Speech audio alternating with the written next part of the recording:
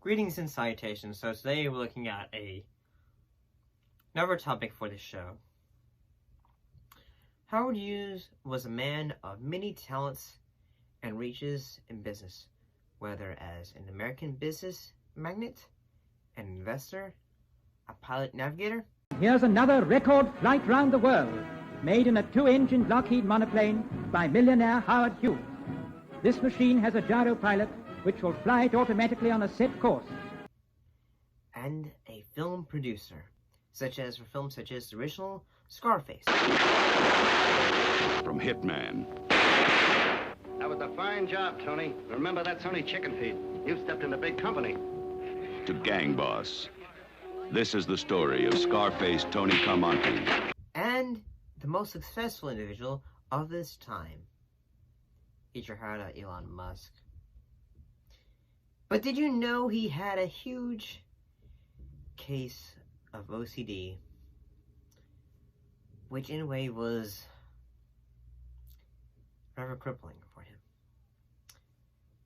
Let's talk about it.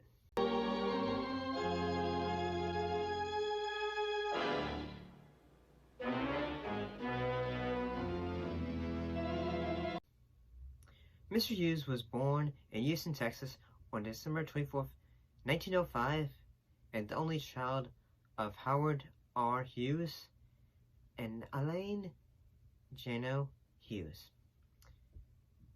The appearance of Mr. Hughes' OCD first took notice in the 1930s, such as an obsession of separating peas by size with a special fork.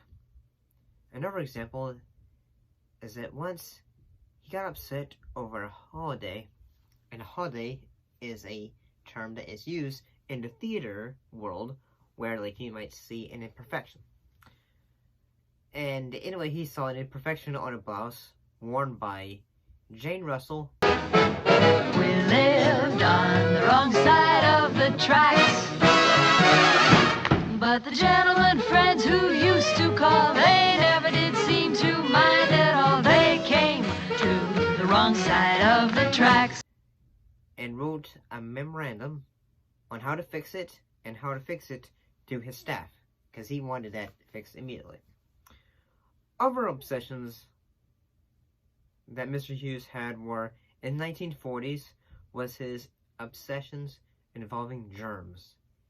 That he would use tissues to pick up vitamins and as a source of insulation. He had his staff wrap his silverware in tissue paper and cellophane multiple times before being handed it to him with the handle covered.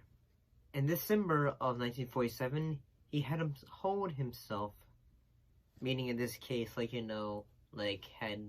stayed in a room for a long time, in a studio and sat naked and while watching a movie reel.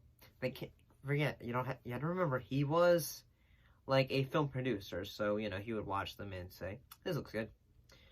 The only way to communicate with him was, he would, write little notes and give it to people, and he would say, wait, and then he'd say, okay, well, now what do you need, kind of way.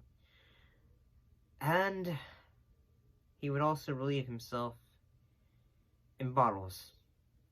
He would eventually leave this screening in 1948 with bad hygiene from not bathing or cutting his hair.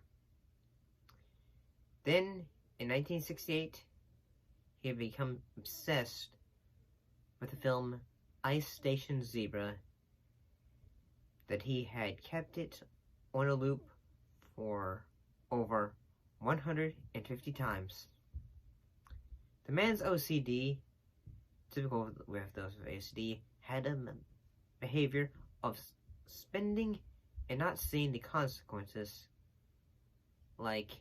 He had bought a majority of the 4-star hotels and restaurants near the border of Texas. Those hotels and restaurants are currently no longer in operation. And as well as, say, when he'd eventually die, His body looked like that of a victim of war, like, in a way. I would say in a way, this is reading the story and all that, it's rather sad. It's sad in a way that you feel like you see a man who was, was known for many things, and then a mental disability that basically just crippled him so extremely.